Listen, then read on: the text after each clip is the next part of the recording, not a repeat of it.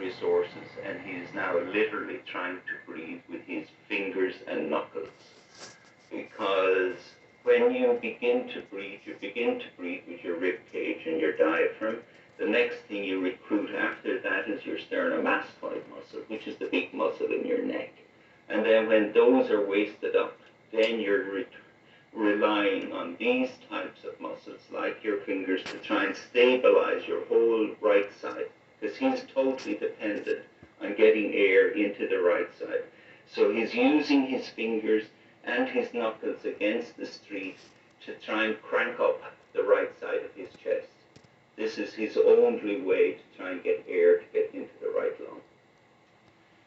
Now, Doctor, showing you what's been marked as States Exhibit 938, is this a related series of photographs and images? Yes. Your Honor, we offer States Exhibit 938. Objection. 938 is received.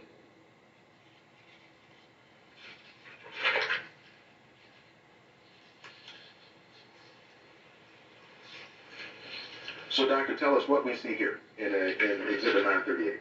The focus with the top panel is the same as the bottom one. The bottom is just a blow-up of what you're seeing on the top. And the focus on the left-hand side is his shoulder.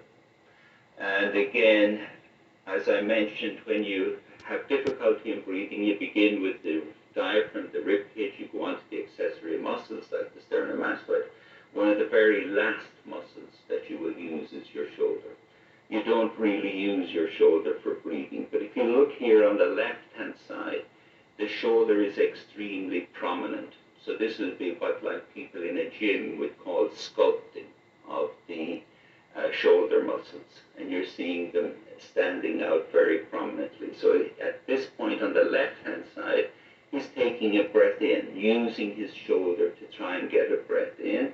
And then on the right side, you see between a breath where he's relaxing. He's breathing out. And it's the two of them are shown, so as you see the marked effect on the left. But again, you have to realize that the shoulder is a very ineffective way of breathing, because at that stage, the chest is all so expanded. So when you contract your shoulder, because the chest underlying it is so expanded, you get very, very little area. It's a very poor way of breathing, but it's what you have to do when everything else is failing. When you're in extremis, you will call on the use of the shoulder to try and breathe. So, Dr. Tobin, have we covered the first item, that is handcuffs on the street? Yes. So let's talk about number two, the knee on the neck.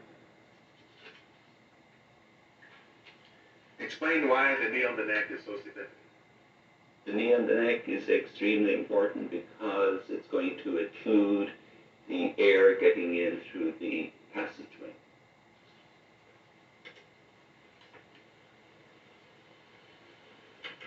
So is it possible, Doctor, to perhaps even demonstrate with an anatomy lesson? Yes. That may be relevant. To understand the knee on the neck, you need to examine your own necks, all of you here in the jury, like I'm doing now.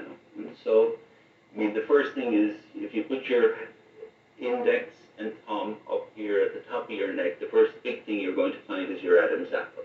And you can find the Adam's apple, and it's a very sturdy structure, because it's surrounded by cartilage, and it protects the voice box, the larynx, which is essential for speeching. And so any amount of compression on the Adam's apple is not going to compress it. This is an extremely strong, sturdy structure. It's not going to be compressed by a knee on the neck. Then you go down from your Adam's apple and you feel the little bumps beneath that. And these are the rings of cartilage of your trachea, or your trachea. So this is your windpipe here. And so that's, again, because of the cartilage there, a knee on the front of that part is not going to cause compression, okay? But then bring your finger up to the top of your Adam's apple. And up at the top of your Adam's apple, you're now directly over